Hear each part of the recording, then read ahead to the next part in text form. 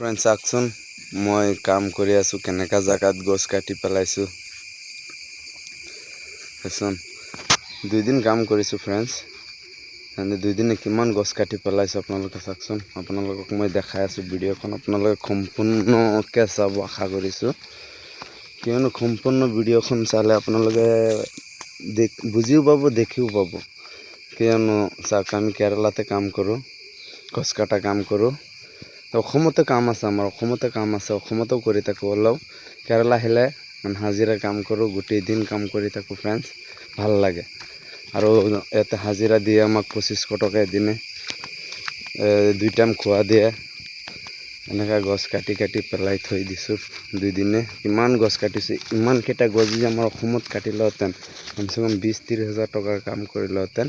এই 2 দিন কাম কৰিছোঁ 5000 টকা পাম ফ্ৰেণ্ডছ তেন্তে ফ্ৰেণ্ডছ আপোনালোকে ভিডিঅ'খন ভালকৈ ভাল লাগে যদি আপোনালোকৰ তাত তেন্তে কমেণ্টত জনাব ফ্ৰেণ্ডছ।